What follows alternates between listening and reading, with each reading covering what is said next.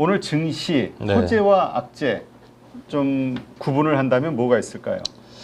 일단 뭐 딱히 악재라고 할 거는 없었던 것 같아요. 뭐 전반적으로 오늘 그동안 외국인들 현물 언제 좀 의미 있게 좀 사줄까 하는 그런 부분들에 대한 고민들, 선물 시장에서의 수급적인 부분들에 대한 그런 부분인데 오늘 좀 코스피 많이 사줬습니다. 오랜만에 한 1조 2천억. 아니 근데 네. 아까 우리 얘기했지만은 삼성전자가 5천억이고 네. 하이닉스가 4천억이라 그렇죠. 9천억 네. 빼면은 한 3천억 산 건데. 네, 나머지 이제 뭐 자잘하게 잔잔바리들 이렇게 좀 사준 거 아닌가라는 생각이 들고, 역시 대한민국을 산다 하면 SK 하이닉스, 삼성전자, 뭐 IT 쪽을 빼놓고 얘기를 할 수는 없겠죠.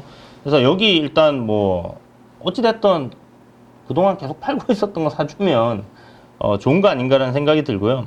일별 동향으로 이제 보게 되면 그래도 코스피 같은 경우는 지금 한 4거래일 연속 이렇게 좀 사주고 있었거든요.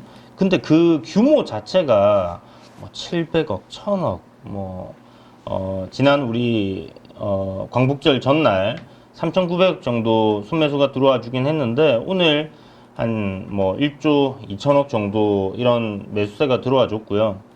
선물에서는 지금 뭐 계속해서 매도세가 나오다가 오늘도 근데 지금 굉장히 비슷한 양상이에요. 한 4거래일, 한 5거래일 정도 되는 것 같은데 장중에 쭉 사다가 동시효과쯤 되면 이걸 청산을 해버립니다.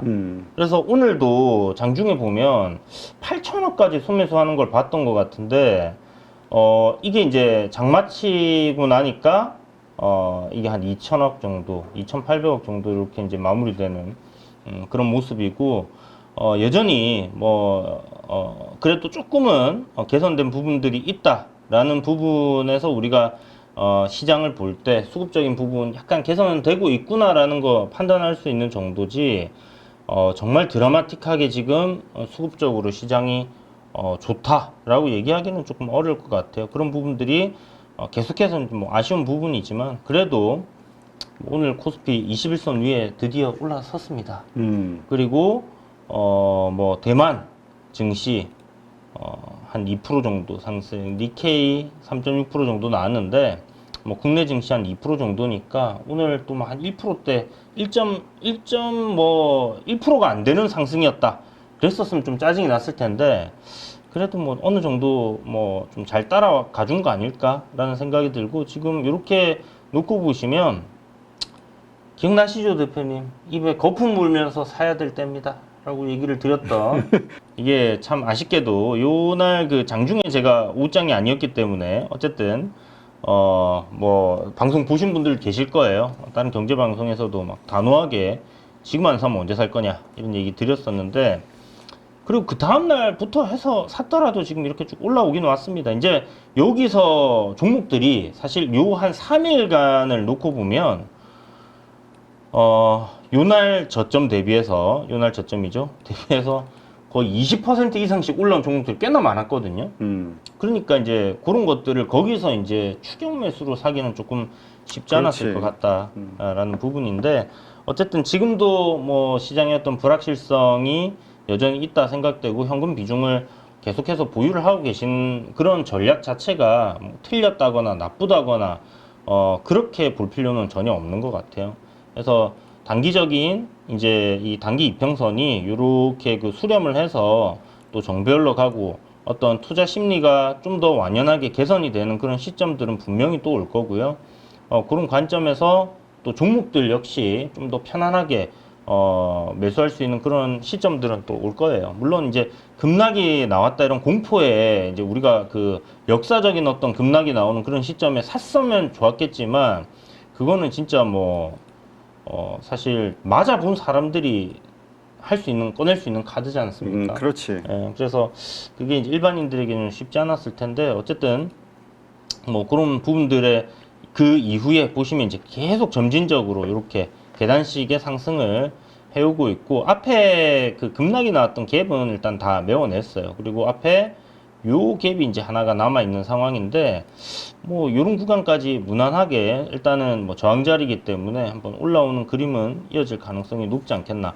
미국 증시 자체가 추세를 좀 전환하는 그런 흐름이 나왔다라고 보는 게 맞는 것 같아요. 일단 오늘 외국인들이 국내 현물을 뭐 많이 사준 게 반도체단의 어떤 엔비디아의 아침에도 말씀드렸지만 엔비디아의 어떤 그 하락 트렌드를 벗겨내고 상승으로 전환하는 그런 흐름 속에서의 뭐 강한 베팅이 있었겠지만 요 주봉으로 놓고 보면 S&P 500 같은 경우에 요번에도 요 지금 조정을 받았던 이 트렌드 자체를 강하게 지금 돌파를 했거든요. 그럼 여기서 나올 수 있는 게 뭐 다음 주에 연속적인 시세가 나올 수도 있겠지만 뭐 한 차례 또 눌린다 하더라도 제가 봤을 때 이 상승의 트렌드 자체를 갖다가 훼손하는 그림은 안 될 것 같다는 생각이 들어요.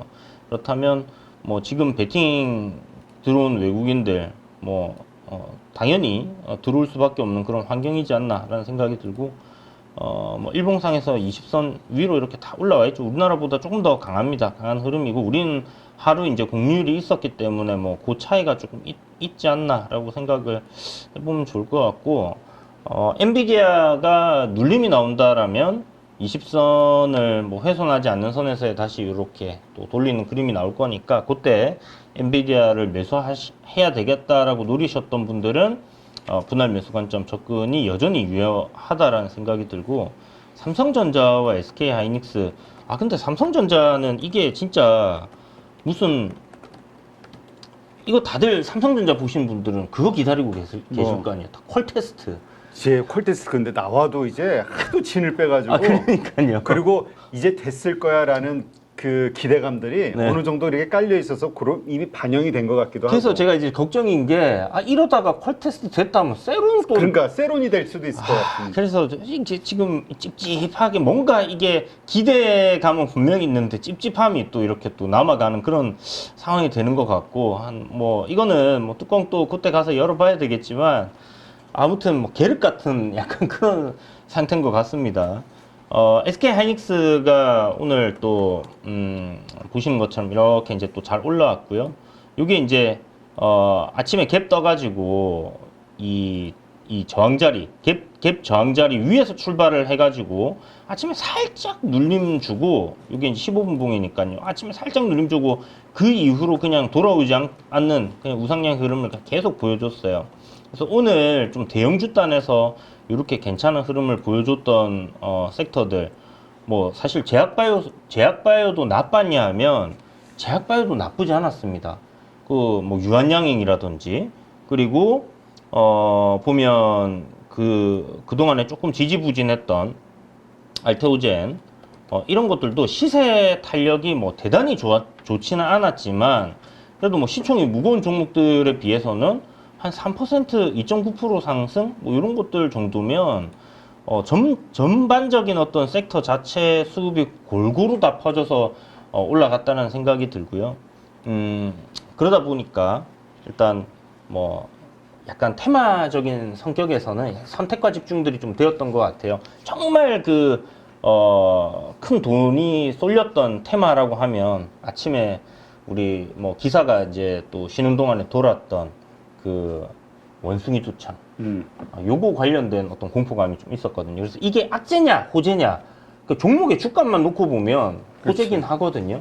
근데 이게 진짜 만약에 한 번 더 이렇게 팬데믹 때 우리 겪었던 코로나처럼의 확산이 급격하게 진행이 된다라고 하면 이건 전체적인 시장의 어떤 그 예기치 못했던 어떤 불안 어떤 변수 그러니까 뭐 시장이 가장 싫어하는 게 불확실성이잖아요. 그런 걸 또 하나 안겨줄 수 있기 때문에 이 부분이 일단은 현재 뭐 개별 종목 단에서는 어떤 테마 단에서는 호재로 작용을 하고 있지만 앞으로 뭐 시장의 어떤 안 좋은 악재로 이렇게 또 바뀔 수도 있는 부분이기 때문에 우리가 좀 신경 써서 봐야 될 것 같아요. 네. 근데 일단 바이오 쪽 얘기가 나오니까 오늘 그 펩트론이 네. 지금 시간외에서 하한가를 맞았어요. 이게 보니까 주주 배정 한 1,200억 유상증자 얘기가 나오면서 뉴스가 나오면서 하한가를 맞았네. 왜 안 나오나 했습니다. 펩트론은 이거 진짜 참 불안해요. 뭐 여러 노이즈가 되게 많아. 개인적으로 이 종목이 여기서 이렇게 올라온 것도요. 그냥 아무 그게 없잖아요. 그냥 뭐 한다라는 얘기가 있었지. 우리 뭐 1111이나 노브노 디스크랑 뭐 한다라는 게 있었지. 그 실질적으로 뭔가 진행이 되고 있거나 뭔가 그런 그게 실체가 지금 뭐 뚜렷하지가 않아요. 그래서 뭔가 어떤 그 비만 치료제 관련해서 시세적인 측면에서 어떤 그냥 하나의 테마적인 성격으로만 계속 보자라고 얘기 드렸던 것도 뭔가를 하고는 있지만 그게 연관되어서 이게 가시적인 성과가 바로 나올 수 있는. 그러니까 지금 걱정이 되는 거는 이거야. 지금 바이오주들이 많이 올랐잖아요. 네. 펩트론을 시작으로 해가지고 이게 연쇄적으로 유상증자 행진이 또 일어날까봐. 가능성 굉장히 높죠. 어. 사실 돈 없는 기업들이기 때문에. 그렇지. 왜냐면 돈을 못 벌고 계속 까먹고 연구를 해야 되니까. 네네. 이럴 때 또 해야지. 우리나라에서는 사실 뭐 이렇게 어떤 딴 데서 자금을 조달하는 것보다 가장 이게 뭐 마지막에 어떻게 보면 기업들이 자금을 조달하는 방법이긴 하지만 좀 흔히 쓰이는 방법들입니다. 그래서 주가가 많이 떠 있거나 이렇게 이제 섹터가 쫙 올라와 있는 상황에서 유상증자를 하기 때문에 하나가 분명히 나올 것 같은데 하고 있었는데 결국은 뭐 펩트론이 하나가 터졌네요. 근데 이거 추세적으로 보면 이미 다 저기 좀 깨져 있는 그런 상황. 이미 깨진 상황에서 나왔어요. 네, 그죠. 이렇게 보시면 이런 구간들이 앞에 이제 이렇게 기준봉을 들어 올렸는데 이거를 그냥 다 깨는 그런 그림들이 나왔거든요. 근데 지금 이게 지금 오늘 종가가 58,000원인데 이게 주주 배정이 45,000원 정도에 나온 걸로 아까 내가 봤는데 그렇게 해서 이걸 유상증자를 받아야 되나 이거 하한가에라도 던져야 되나 이거 내일서부터 이거 고민이 엄청날 거예요. 주주들은 저 월요일서부터. 이게 20% 보통 20%에서 40% 할인율을 주는데요. 이렇게 생각하시면 될 것 같아요. 유상증자가 이제 결정이 되었잖아요. 그러면 내일 일단 월요일 아침에는 뭐 하한가 들어갈 가능성 상당히 높다라고 봅니다. 하한가까지는 안 가더라도 일단 급락은 나올 거고 납입이 되는 그 일정이 잡혀 있잖아요. 그 일정쯤 해서 그 일정이 다가올 때까지 주가가 계속 빠지고 있지는 않을 거거든요. 물론 이 유상증자 사람들에게 납입하는 금액 자체가 그때 이제 납입 시점 해가지고 다시 또 산정이 될 거예요. 그렇긴 한데 어쨌든 이게 납입되는 시점에선 주가가 좀 좋은 흐름들을 보여주거든. 그 한 주 정도 전에요. 그래야 사람들이 이게 올라가나 보다. 그리고 내가 이제 유증을 받았을 때 할인율과 생각하면 이거 돈이 되겠구나 하는 그런 착시 현상을 만들기 때문에 그렇게 해서 이제 유증을 성공을 시키려고 할 겁니다. 그게 안 되면 이거 납입하는 사람들 과연 있을까요? 하는 생각이 들고. 그러게 이게 참 걱정이네. 왜냐면 이게 일반적인 어떤 성장주 개념 우리 2차전지 에코프로비엠이나 이런 과거 사례를 보면 네. 유상증자 했을 때 그게 오히려 호재가 됐었거든. 공장 증설이라는 측면으로. 이건 운영비잖아요. 그렇죠. 이 2023년 10월 달에 홈피에 이제 공지했던 11월 달에 공지했던 게 뭐 글로벌 제약사 뭐 방문 실사했다 뭐 이런 것들 뭐 내용 나오고 있고 이것저것 한데 저는 이런 거는 그냥 한 귀로 듣고 한 귀로 넘겨야 된다라고 생각하거든요. 그냥 말이잖아요. 왔다가 갔다 그런 거는 일단 뭐 기술 이전을 한 것도 아니고 이 검증이 안 된 거예요. 그래서 하나의 그냥 뭐 해프닝으로 끝나버릴 수도 있는 거고 말 그대로 회사가 주가 띄우기 위해서 거짓말을 할 수도 있는 거고 믿을 수 없다라는 겁니다. 그러면 그냥 딱 트레이딩 그 이상 그 이하도 아닌 기업인 거예요. 아니 트레이딩으로 샀다 하더라도 지금 이렇게 갑자기 장 마감 후에 이렇게 공시 때려가지고 이렇게 때려버리니까 여기서는 트레이딩 할 만한 자리가 트레이딩 할 자리는 아니다. 네, 완전 할 자리가 아니었죠. 그래서 이렇게 이제 올라가는 구간과 꺾이는 구간을 좀 구분을 해서 이렇게 해야 되는 건데. 일단은 오케이. 이렇게 추세가 꺾인 주식들 트레이딩을 할 만한 차트가 아닌데도 하는 것은 잘못됐다. 네네. 오케이. 차트가 살아있는 것만 가지고 트레이딩을 해야 된다. 그렇죠. 이 단기 이평선 자체가 역별로 들어가 있는 거를 이걸 트레이딩 하겠다고 들어가는 거는 정말 기업이 좋은 것들 있잖아요. LS나 뭐 수출 실적 잘 나오는 거 LS 일렉트릭이나 뭐 방산이라든지 화장품이라든지 우리가 어떤 그 기업이 거짓말을 할 가능성이 거의 없다라고 생각하는 거. 우량 기업들 네. 그럼에도 불구하고 뭐 횡령 배임 뜨면 진짜 똥 밟은 거다 생각을 해야 되는 실적이 건데. 받쳐주는 기업들 맞습니다. 그래서 그런 것들로 이제 트레이딩을 하는 거고 역배열에 들어간 거는 이거는 트레이딩 관점으로 우리가 접근을 하면 안 되는 거예요. 자 그렇다면 일단 이왕 벌어진 사건 여기에서 가장 최선의 대응 방법이 무엇인가에 대해서 물론 방법이 이게 100% 맞다는 확신은 없죠. 그러나 어쨌건 이 대표가 만약에 주주로서 이걸 들고 있다. 어떻게 최선이라고 생각해요? 어떻게 하는 게? 저한테 물으시면 저는 그냥 월요일날 시초가에다 손절? 시초까지 다 손절이에요. 그냥 이거는 똥 밟았다 이렇게 생각해야 되는 것밖에 없기 때문에 그렇게 저는 제가 만약에 이걸 보유한 입장이다. 오늘 만약에 뭐 내일 양봉이 나올 것 같아서 매수를 했는데 급락이 나왔다. 그러면 시초가에 일단 그냥 던질 것 같아요. 절반 던지고 반등 나오는 흐름 보면서 이제 대응을 하던 거기서 빠지는 거 보면서 대응을 하던 그렇게 이제 대응이 될 것 같고요. 그게 사실은 이거는 그냥 어쩌다가 발생할 수 있는 일이다 생각하고 그냥 손절 처리를 하고 다른 걸로 복구하겠다라는 생각인 거거든요. 근데 일반 주주분들이 이게 진짜 쉽지가 않을 거예요. 그렇죠. 이게 벌써 손실액이 수십 프로가 될 테니까. 그렇죠. 마이너스 뭐 20%를 그냥 먹고 들어가야 되는 그런 상황들이 될 거기 때문에 그러면 일단은 뭐 이거 사실 제가 이렇게 얘기 드린다고 해서 이렇게 될지 안 될지 이건 뭐 네. 아무 의미가 없을 수도 있는데 돌파했던 요 46,000원 가격단 이런 구간에서 일단 개파락 출발해서 아침에 반등세가 어느 정도 좀 나와준다라면 손실을 줄여서 일단 빠져나오는 방법밖에 없을 것 같아요. 이게 뭐 예를 들어서 한 3배 정도 오른 종목이다. 그리고 유상증자하고 어떤 비만 치료제에 대한 어떤 기대감이 정말 실체가 있고 이렇다면 나중에 유상증자를 받는다 생각하고 일단 이 기업에 내가 투자를 하겠다라 유상증자를 받는다는 것 자체가 기업에 내 돈을 들여서 투자를 하는 거거든요. 주식을 대신 받는 거니까. 그런 관점을 생각할 텐데 이거 펩트론의 2023년도 아래에서 처음에 그 비만 치료제 이슈 붙었을 때 주가가 7,000원이었어요. 7,100원. 그래서 이거 7만 원 넘어갈 때부터는 이건 10배 이제 올랐구나. 라는 관점으로 봤어야 되는 거고. 오케이. 자, 그러니까 하여튼 그렇게 일단 시초가의 절반 매도하고 그 다음에 장중에 반등이 나오는 흐름을 보면서 나머지 절반도 매도한다. 네네. 이건 이제 우리 이주연 대표의 방식인 거고 또 그렇게 해서 그 나머지 돈 가지고 다른 데서 손실 복구하겠다라는 어떤 자신감이랄까 아니면 그게 또 최선이라고 생각하는 어떤 경험치 이런 것들이 바탕이 된 어떤 하나의 방법 솔루션이니까 요것도 하나 대안을 놓으시고 또 다른 사람들의 의견도 좀 들어가면서 월요일날 내가 어떻게 대응할 것인가 우왕좌왕 하시기보다는 주말 사이에 딱 결정을 해놓으시고 그 시나리오대로 움직이시는 게 어쨌든 가장 그 마음이 편한 방법이 아닐까 그렇게 생각이 됩니다. 참고하시고요. 요 기준 라인을 하나를 좀 잡아두시고 보시면 좋을 것 같아요. 일단 개파락이 얼마나 나올지 우리는 알 수가 없잖아요. 일단 시간을 하한가니까 10% 정도가 빠진다. 그러면 10%가 빠질 수도 있고 20%가 빠져서 출발할 수도 있을 거예요. 그런데 만약 운 좋게 이런 라인에서 밟고 반등하는 흐름이 나온다면 보통 반등이 좀 이게 기존에 그래도 센 종목이었으니까 반등이 어느 정도는 나올 거예요. 그런 부분을 확인하시고 저는 왜 손절을 그냥 하느냐면 이 종목을 들고 반등이 나올 때까지 전전긍긍하면서 기다려야 되는 그 시간 자체가 일단 낭비가 되는 거고요.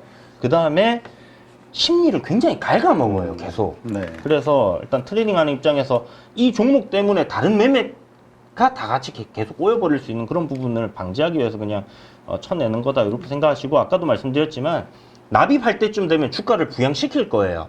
그때를 빠져나오는 어떤 구간으로 삼아서 그러니까 월요일날 다 50% 처분하지 말고 네. 그냥 시초가에 50% 던지고 50%는 나중에 주가 부양을 어떤 식으로든 할 때 네. 그때 나머지 매도를 한다. 납입 일자가 이제 다가오면 주가를 한번 잘 가는 척 할 겁니다. 그거를 이제 저점에서 이렇게 돌리는 그림이 나올 거기 때문에 그러면 고를 때를 활용해서 일단 빠져나오는 걸로 이렇게 생각해 보면 좋을 것 같아요. 이 물리신 분들 이거는 우리 그 개인 투자자들의 잘못이 아니죠. 네, 이건 회사 측에 그 뭐라 그럴까요? 뭐 책임을 묻는다면 책임을 물을 수 있는 거고 잘못을 묻는다면 잘못을 물을 수 있는 거니까 너무 그 자신의 그 왜 내가 이렇게 투자를 했을까 너무 비관적으로 생각하실 건 없을 것 같아요. 맞아요. 진짜 말 맞다나 똥 밟았다 생각하시고 맞아요. 다음부터 이러이러한 주식들에 대해서는 내가 조심을 해야 되겠다. 하나의 그렇게 좀 삼으시면서 네, 대응을 하셔야 될 것 같습니다. 자, 그러면 또 그 외 특징적인 섹터 종목 본 게 있다면 어디가 있을까요? 네, 아침에 이야기를 드렸던 섹터라고 해야 될까요? 테마라고 해야 될까요? 일단 그 대왕고래 프로젝트 관련해서 한국가스공사를 다들 알고 계실 텐데 요게 이제 요 저점 구간 한 4만 원대, 4만 천 원대 요때 이제 나왔던 기사가 뭐냐면 실적에 대한 부분들, 그러니까 이제 가격을 갖다가 9% 정도 올린다라는 이야기가 있었거든요. 그러면 결국은 뭐냐면 실적이 개선될 수밖에 없다라는 부분입니다. 근데 이거 이제 아시는 분들은 아시겠지만 뭐 미수금이 뭐 40몇 조가 되니 막 이런 얘기들이 있었거든요. 이게 뭐냐면 그 가격을 올릴 수가 없잖아요. 회사가 이제 우리 적자가 나니까 가격을 올려야 돼. 마음대로 막 올리거나 이럴 수가 없어요. 정부에서 허가를 해줘야지 가격을 올릴 수 있단 말이에요. 그러면 원가보다 싸게 어떤 가스를 판매함에 따라서 손해를 입는 부분들. 근데 이건 나중에 가격을 정상화 시켰을 때 우리가 돌려받을 수 있는 돈이야 라고 생각을 해서 미수금으로 이렇게 처리를 하는 부분인데 요게 이제 회계를 갖다가 다르게 하면서 이제 그 안에 뭐 카테고리를 신설을 한다고 합니다. 그래서 요게 적용이 되게 되면 어떤 이제 회사의 미수금 부분이라든지 이런 것들이 좀 더 자산으로 이제 부채도 자산이잖아요. 그게 자산으로 잡히는 게 아니라 좀 더 명확하게 이렇게 딱 뚜렷하게 잡히는 부분들이 생기고 요게 하나의 어떤 호재다라고 해가지고 뭐 우리 쉬는 동안에 나왔던 뉴스 하나 있었는데 지금 말씀드렸던 것처럼 단기 이평선이 이렇게 정배열 구간에 들어가 있고 이게 역배열로 이렇게 들어와 있지만 이런 구간에서 제가 이걸 저점을 따려고 접근했다가 뭐 수익을 내기도 하고 손실을 보기도 하고 하면서 계속 이제 그 간을 계속 봤었는데 지금 어떤 상황이 발생했냐면 보시는 것처럼 이제 단기 이평선이 정배열로 들어가잖아요. 그래서 이런 식으로 되는 종목들을 우리가 좀 트레이딩을 한다라고 생각하시면 좋을 것 같고 이런 우상향 기조를 만들고 있기 때문에 뭐 네. 11월까지 우리가 이제 시간을 놓고 본다 했을 때 지금 그 포스코 인터내셔널 요거는 이제 뭐 약간 배터리적인 측면도 같이 붙어 있긴 한데요. 요것도 지금 보시는 것처럼 약간 쌍바닥 형태의 흐름에서의 반등이거든요. 그래서 물론 아직 뭐 단기 이평선이 이 상승으로 21선이 이렇게 돌아 방향을 위로 잡고 있는 상황은 아니긴 하지만 그래도 일단 계속 이 두 종목은 우리가 관심권에 놓고 지켜봐야 되지 않겠나 하는 관점으로 좀 눈여겨 봐줬고요. 뭐 원숭이 도창이나 이런 거는 사실 거래대금 뭐 그래서 괜찮게 너무- 나오는 것도 있긴 한데 어쨌든 네. 아직은 좀 작은 종목들이라. 네. 근데 지금 오늘 좀 주목할 만한 게 네. 지금 나오는 채팅창 그 반응을 보면은 이 전고체 관련주들이 지금 시간에서 상당히 급등을 하고 있나 봐요. 그래서 이게 뭐 월요일 날 또 하나의 어떤 강한 흐름이 나오는 전조 증상이냐, 뭔 일이 있나요? 한번 좀 봐주죠. 시간에. 시간 외에 일단 요거까지만 말씀드리고 바이오 얘기 마저 하고 넘어가면 간단하게. 예, 바이오 노트라고 있거든요. SD 센스라고 대표님 아시죠? 그 기업의 모회사라고 보시면 되는데 여기서 원숭이 도창 키트가 나왔어요. 정부 정책 과제로. 그래서 요거 뭐 일단 한다라면 요거나 SD 바이오센스 정도 이렇게 여러분들이 좀 조정 나왔을 때 접근하시면 될 것 같고 아까 말씀하신 시간 외 현상을 보면요. 지금 한농화성이 시간에 상한가를 갔습니다. 여기 이제 어떤 기술적인 위치가 저는 저항단을 돌파하는 자리에서 좀 괜찮게 나온 흐름이라는 생각은 드는데 저는 안 하셨으면 좋겠어요. 요거는 전고체 배터리는 앞에도 아까 말씀해 주셨던 것 같은데 진행은 되고 있는 어떤 미래지향적인 배터리의 미래기는 합니다만 현재 당장 어떤 현실화되거나 이게 대량으로 공급이 되어서 기존에 뭐 우리가 사용하고 있는 배터리를 전부 다 교체할 수 있는 그런 가능성은 거의 없다라고 봐야 되는 게 맞거든요. 현재 시점에서는. 그렇다면 그냥 어떤 화재에 대한 어떤 최근에 모멘텀이 붙었던 부분 한 번 거래가 들어오면서 들어 올렸잖아요. 그러면 갭을 이렇게 시간 외에서 띄워서 여러분들에게 물량을 넘기기 위한 그런 퍼포먼스를 보여주고 있다라고 생각을 하시는 게 맞는 것 같습니다. 그러면 그 안에서 갭 상승 이후에 눌림이 나오다가 이렇게 반등이 주는 그런 흐름들이 보인다면 급등 이후 한 차례 그런 트레이딩 관점으로 우리가 또 짧게 매매는 가능하겠지만 여기 전고체 이제 간다. 뭐 레이크 머티리얼스라든지 뭐 CIS라든지 요쪽이 이렇게 쭉 간다라고 생각하고 여기를 계속 붙어서 이렇게 매매하는 건 좋지 않을 것 같아요. 시간 외에 갭이 이 정도로 안 떴다면 오히려 뭐 이런 전조 정상이 안 보이고 월요일 날 강한 흐름이 나온다면 매매를 하겠지만 월요일 날 오히려 물량을 받게 되는 네. 설거지하게 되는 네, 이거는 가능성이 있다. 이 시간에서 이거 이렇게 이미 다 아는 재료잖아요. 이거 갭 이렇게 띄우면 저는 다 받아라 이건 것 같아요. 그 얘기는 이미 들고 있으신 분들이라면 오히려 차익 실현 관점으로. 월요일 그 시초가라든가 월요일 오전에 다 정리하는 관점이 맞을 수도 있다. 네, 이렇게도 저는 봐야겠네요. 일단 분할 매도 관점으로 생각하고 또 이제 내려온 이후에 정부에서 발표 다음 달에 있지 않습니까? 그 일단 일정은 남아 있기 때문에 조정 이후에 다시 한번 보는 게 맞다 이렇게 생각하고. 근데 이유가 뭘까? 왜 갑자기 이유 없는 결과는 없잖아요. 왜 갑자기 시간 외에 이렇게들 다 급등하는 모습이 나올지 이 테마 섹터 자체가. 뭐 일단 뭐 어디서 뉴스 근데 하나. 뉴스가 지금 마땅히 딱 눈에 띄는 뉴스는 없는데 호재 뉴스는. 예, 순서대로 이제 거래 돈 들어왔으니까 하나씩 띄워서 이제 팔아먹고 나가야 되지 않겠습니까? 이런 부정적인 질러놨는데 안 올리면 못 팔아먹잖아요. 항상 그런 관점으로 생각하면 좋을 것 같아요. 거래가 빵 터져서 장대 양봉이 나왔는데 저거 세력들이 어떻게 털어먹고 나갈까라는 관점으로 좀 생각하셔도 좋고 일정이 남아있기 때문에 워낙에 또 뭐 이슈가 되어 있고 최근에 보면 중심을 잡아주는 종목들이 쭉 가고요. 또 사이드 쪽에서 오늘 아침에도 말씀드렸잖아요. 하나의 시장의 트렌드가 시총 300억짜리들 지금 상한가 가는 것들 엄청 많이 나오고 거래대금 없이 이렇게 척척 올리는 소형주 단에서의 테마는 계속 돌고 돌거든요. 그러면 오늘 보신 것처럼 진단키트나 원숭이 두창 관련해서 그리고 지금 이 화재 관련해서 우리 요 광복절 전에 딱 한 2, 3일 정도 보면 시세들 탄력이 괜찮았어요. 그래서 그런 관점에서의 연속성이 어느 정도 나오는 건데 이게 일단 시간에서 이렇게 갭이 떴다? 그래서 이걸 추격 매수로 먹겠다라는 거는 저는 별로 좋은 전략은 아닌 것 같습니다. 그래서 일단은 차익 실현 쪽으로 생각을 하시고 보시면 좋을 것 같아요. 아, 지금 산천님이 글을 올려주셨는데 5시 54분에 뉴스가 하나 나왔네. 정부에서 전고체 R&D 지원 예산을 증액하겠다. 그러니까 전기차 화재 대책의 장기 로드맵으로 9월 발표하겠다. 이런 뉴스가 나왔대요. 그러니까 일정이 이제 일정. 한 달 정도 있기 때문에 그런 움직임 나올 수 있는데 저는 뭐 아침에 근데 갭 떠서 이 재미없을 것 같아요. 뉴스가 그렇게 장을 올릴 만한 뉴스냐? 이 비중을 잘 판단하셔서 네. 매수와 매도를 잘 결정하셔야겠네. 정부에서 한 30조 정도 지원한다 그러면 날아갈 수 있을 거라 생각합니다. 그게 알겠습니다. 아니면 저는 뭐 그냥 아침에 분할 매도 털고 나오는 관점, 그 다음에 이제 갭 메우고 저점에서 다시 한번 일정이 다가오는 시점에서 또 트레이딩 할 수 있는 포인트는 또 잡아줄 거라고 생각해요. 자, 지금 아까 이제 좀 21선 위로 올라섰다, 안정적이다 이런 얘기를 했는데 앞으로 시장 흐름 어떻게 예상하십니까? 지금 일단 추가적으로 급락에 대한 두려움, 이제 이거는 좀 벗어 던지고 적극적으로 매매를 해봐도 되는 타임인가요? 일단 이 21선 위에서 주가가 계속 움직여주게 되면 단기 이평선들은 계속 올라올 거예요. 이 5일선이 이제 20선 위로 안착하는 흐름들이 나올 거고요. 저는 여기서는 이제 매수 관점으로 우리가 시장을 계속 바라봐야 되는 거는 맞는데 현금을 100% 주식 투자하고 현금 하나 또 들고 있지 말자. 이건 아닌 것 같습니다. 한 30% 정도는 계속해서 유지를 해줘야 되지 않나라는 생각이 들고요.